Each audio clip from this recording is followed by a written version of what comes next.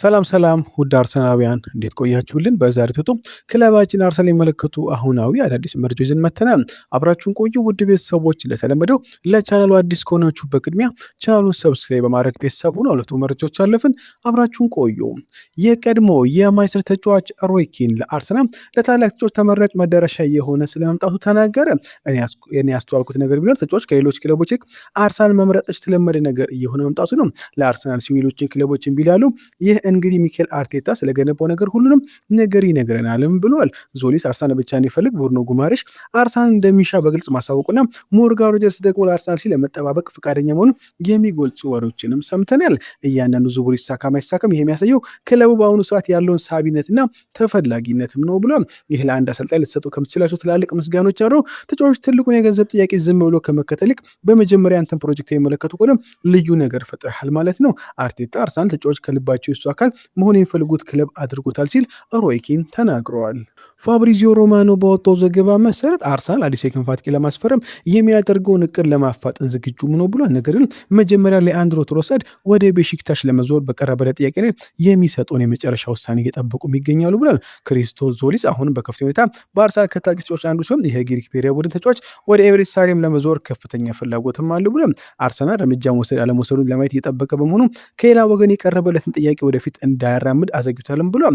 በተመሳሳይ አርሰናል ለሞርጋን ሮጀርስ እያደረገ ያለው ክትትል ከዚህ በተለየ መልኩ ራሱን ችሎ እየተመራ ያለ ሲሆን የአስቶን ቪላ አጥቂ አሁንም ለክንፍ ማጥቃት ቦታው የክለቡ ዋነኛ ቅድሚያ የሚሰጠው ኢላማ ሆኖ ቀጥሏል ሲል ፋብሪዚዮ ሮማኖ ዘግቦታል። ፋብሪዚዮ ሮማኖ በመቀጠሉ አርሰናል የሚቀጥሉ ሳምንታት የዝውውር ስራዎችን ያጠናክራል ተብሎ ይጠበቃልም ብሏል። መድፈጁ በፊፋ ዓለም ዋንጫ ወቅት ለቡርኖ ጉማሬሽ፣ ክሪስቶስ ዞሊስ፣ ባርኮላ፣ ሞርጋን ሮጀርስ ዝውውሮች ዙሪያ ሁኔታዎችን ቢያጠኑ በአንጻራዊ ሁኔታ ዝምተኛ ሆነው ቆይተዋል። ይሁን እንጂ ውድድሩ ወደ ማጠቂያ የተቃረበ በመምጣቱም የክለብ የዝውውር እንቅስቃሴ ይፋጠናል ተብሎ ይጠበቃል ሲል ፋብሪዚዮ ሮማኖ አያይዞ ዘግቦታል።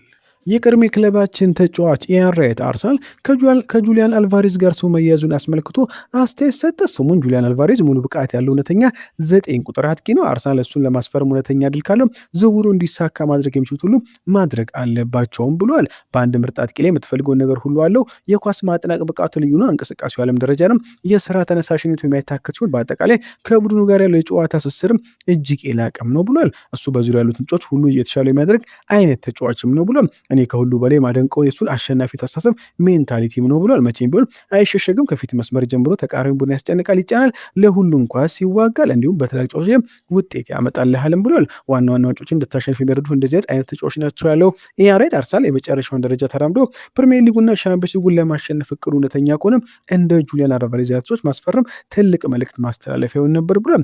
እሱ በትክክል ይህም ቡድን ሲያጣ የነበሩ አይነት አጥቂ ነው። ስለዚህ ጁሊያን አልቫሬዝን በዚህ ክረምት ቢያስፈርሙ በጣም ከሚደሱ ሰዎች አንዱ ነኝ ሲል ኢያን ራይት ተናግረዋል። ዴክላን ራይስ እንግሊዝ ከኖርዌይ ጋር ባደረገው ጨዋታ ለምን ተቀይሮ እንደወጣ ተጠይቀው እንዲህ ሲል ይመልሳል። ጉዳት እያስተናገድኩ ስለነበር ሁኔታውን በብልሃት መያዝ ነበረብን። አዲስ ወደ ዘመን ሊጀመር ተቃርቧል። ስለዚህ ብቁ መሆኔን ማረጋገጥ አለብኝም ብሏል። ጉዳቱን የባሰ ማባባስ አልፈልግም። ለሀገሬ ስል ማንኛውም ነገር አድርጋለሁ።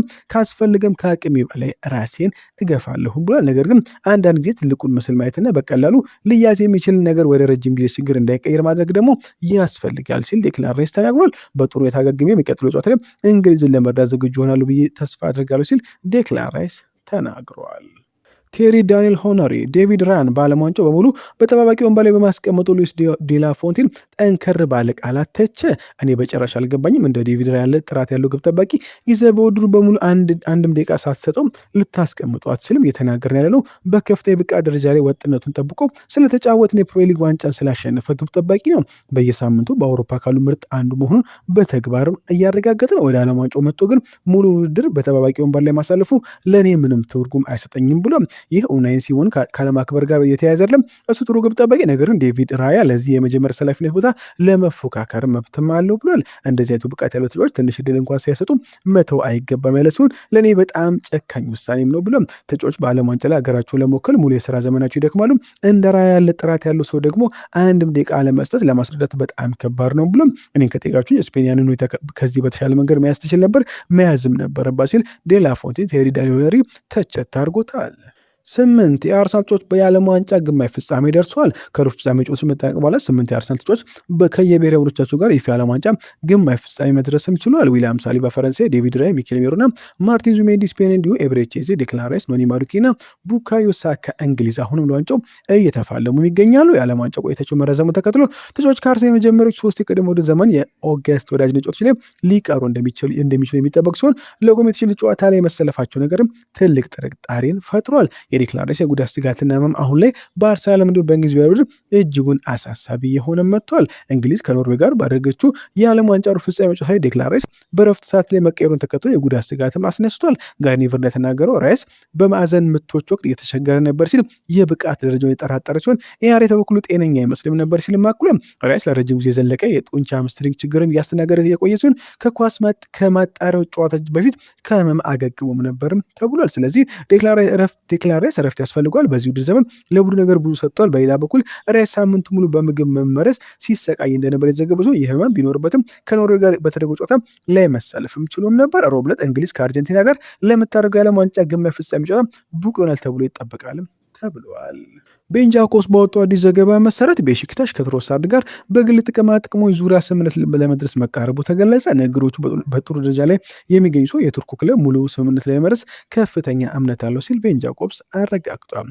የጋብሪኤል ማርቲኔሊ አዲሱ ፈላጊ ጁቬንቱስ ነው ተባለ። ጁቬንቱስና ሮማ ሁለቱም የክረምቱን የዝውውር መስኮት አስመልክቶ ስለ ጋብሪኤል ማርቲኔሊ ሁኔታ ጠይቀዋልም ተብሏል። አርሰናል ተጫዋቹን ለመሸጥ በንቃት የተንቀሳቀሰ ቢሆንም ለብራዚል መስመር አጥቂ ተስማሚ ጥያቄዎች ከቀረቡ ግን ለመቀበል ፈቃደኛ መሆኑም ተዘግቧል ሲል ካልሲዮ መርካቶ ዘግቦታል።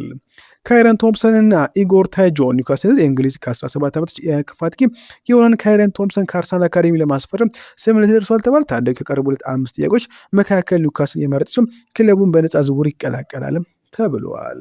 ፋብሪዚዮ ሮማኖ በሌላ በኩል ብላክበርን ሮቨርስ ከፍተኛ ገቢ የሚሰጡም ታዳጊ ኢጎር ታይጆን በአርሰናል በኩል ከፍተኛ ፍላጎት የሚኖርበትም አዲስ ረጅም ጊዜ ኮንትራት ይፈርማል የሚል ተስፋ አለውም ብሏል። አርሰናል በዚህ ዓመት መጀመሪያ ላይ ያቀረበው የዝውውር ጥያቄ ውድቅ የተደረገበት የነበረ ሲሆን አሁን ላይ ብላክበርን የ18 ዓመት ታዳጊ የወደፊት ቆይታውን በተሻሻለ ኮንትራት ለማረጋገጥ እየገፋበት ይገኛል።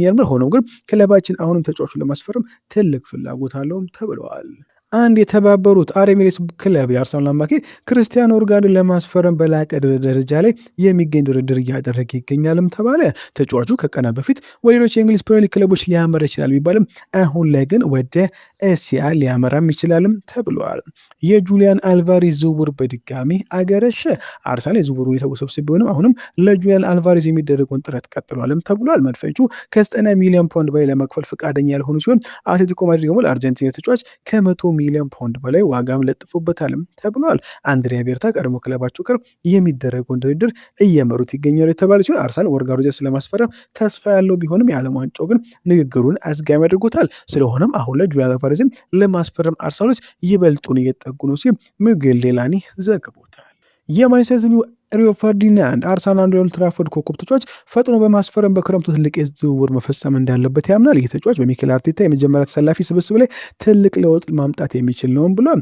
መድፈኞቹ አዲስ የግራ መስመር አጥቂ ለማስፈረም ገበያ ላይ መሆናቸው ሚስጥር አለን። በተለይም በጋብሪኤል ማርቲኔሊ በሊያንድሮ ትሮሳርድ የወደፊት ቆይታ ላይ ሰፊ ጥርጣሬዎች ባሉበት በአሁኑ ወቅት እንዲሁም ትሮሳርድ አርሰናል በ2056 የውድድር ዘመን የረጅም ጊዜ ፕሪሚየር ሊግ ዋንጫ አጠማቱ እንዲያረካ ትልቅ ሚና የተጫወተ ቢሆንም ወደ ቱርክ ሊያደርጉ የሚችለው ዝውውር አሁን ላይ የተቃረበ መጥቷል። ምንጮች እንደገልጹ ከሆነ የአስቶን ቪላ ሞርጋሪዝ በኤቨርሳሪም ቁጥር 10 ቁጥር ቦታ ላይ እንዲጮት ኢላማ የተደረገም ከፍተኛ የገንዘብ መጠን ያለው ጥያቄም ቀርቦለታል ተብሏል። ሆኖም ለአርሰናል የተሻለው የስፖርት ዳይሬክተሩ አንድሪያ ቤርታ ምርጫም ነው ተብሏል። የክለብ ቡድን የግሪክ ብሔራዊ የመስመር ተጫዋች ክሪስቶስ ዞሊስ አሁን ላይ በአርሰናል ሌላኛው የግራ መስመር አማራጭም ነው ተብሏል።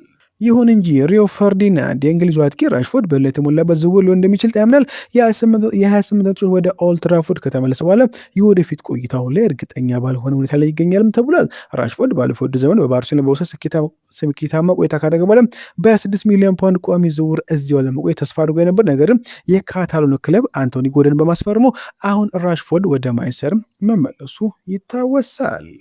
ሆኖም ሪዮ ፈርዲናንድ የቀድሞ ክለቡ ማርከስ ራሽፎርድን ከለቀቁ አርሰናል እንዲያስፈርመው አሳስቧል። ፈርዲናንድ በዩቱብ ቻናል ላይ እንዲህ ሲል ይናገራል። እኔ ራሽፎርድን እወስደው ነበር በአርሰናል ቤት ብሏል። በ40 ሚሊዮን ፓውንድ ከሆነ ማርከስ ራሽፎርድን በፍጥነት አስፈርመዋለሁ ብሏል። ስለሆነም አርሰናሎች አሁን ላይ ፈጠን ብለው የማርከስ ራሽፎርድን ዝውውር እንዲጨርሱ የጠየቀው ሪዮ ፈርዲናንድ ነው። የጣሊያኑ ጋዜጣ ዴሎ ስፖርት ባወጣው ዘገባ መሰረት አርሰናል ለማይሰጥ ፈረንሳዩን አማካይ ኮኔን ለማስፈረም ትልቅ ፍላጎት አላቸው ተባለ። አርሰናሎች ለሳምንታት ከኮኔ ጋር ስማቸው ቢያዝ አሁን ሌላኛው እንግሊዝ ፕሪሚየር ክለብ ማንቸስተር ዩናይትድም ተጫዋቹን ለማስፈረም ትልቅ ፍላጎት እያሳየም ነው ተብሏል። ሮማ ተጫዋቹን ለመልቀቅ ምናልባትም እስከ 50 ሚሊዮን ዩሮ የሚጠይቅ ሲሆን አርሰናልን ለማሟላት አሁን ላይ ፈቃደኛ መሆን አለመሆኑ ግልጽ አይደለም። ስለሆነም ዩናይትድ የዚህን ተጫዋች ዝውውር ለመጨረስ አሁን ላይ ትልቅ እድል አለውም ተብሏል። ሆኖም ግን የአርሰናል ኃላፊዎች አሁን ላይ ማኑ ኮኔን ለማስፈረም ትልቅ ፍላጎት ያሳዩ ሲሆን ምናልባትም ይህ ዝውውር የሚፈጽሙ በቡድኑ ጉማሬሽ ዝውውር የመሳካት አለመሳካት ሁኔታ ላይ ነው ተብለዋል። አርሰናል በዚህ ክረምት የዝውውር መስኮት ሞርጋን ሮጀርስ ወይስ ብራድሊ ባርኮላን ያስፈርሟል የሚለው ጥያቄ አሁንም በሰፊው የተነሳ ይገኛል። አርሰናል በዚህ ክረምት ከበርካታ የመስመር አጥቂዎች ጋር ስሙ እየተያዘ ይገኛል። በተለይም ከባርኮላና ከአስቶን ቪላ ኮከብ ሞርጋን ሮጀርስ ጋር ነው። የቅርብ ጊዜ መረጃዎች እንደሚያመለክቱት አርሰናል በአሁኑ ከባርኮላ ይልቅ በሮጀርስ ላይ ትኩረት እያደረገም ነው ተብሏል። ሊቨርፑል ደግሞ ፈረንሳዩን ተጫዋች ለማስፈረም ከፍተኛ እድል ያለው እጩ ተደርጎ ይታያልም ተብሏል። ሆኖም የተለዋጭ ሁኔታ ነው። በሁለቱም ዝውውሮች ላይ ከፍተኛ ገንዘብ የሚጠይቅ በመሆኑ ክለቡ ወደ የትኛው ውሳኔ ለመግባት መቸኩል አይፈልግምም ተብሏል። ሮጀርስም ተመሳሳይ ዋጋ ላይ ይሰጫል። ነገር ግን ቢያንስ በፕሪሚየር ሊጉ ብቃቱን ያሳየ ነው። ባርኮላ ግን በፒኤስጂ ውስጥ ቋሚ ተሰላፊ መሆኑ ገናም አልተሳካለትም። አሁን ለወልቾች እስከ 130 ሚሊዮን ፓውንድ በአስቶን ቪላ እና በፒኤስጂም እንደተለጠፈባቸው ይታወቃል። አርሰናል ምናልባትም ከባርኮላ ይልቅ ሞርጋን ሮጀርስን በዚህ ክረምት ለማስፈረም ገፍቶ ይሄዳልም ተብሏል። ውድ ቤተሰቦች ለዛሬ ባለ ቆይታ በዚህ አበቃ። መልካም ቀን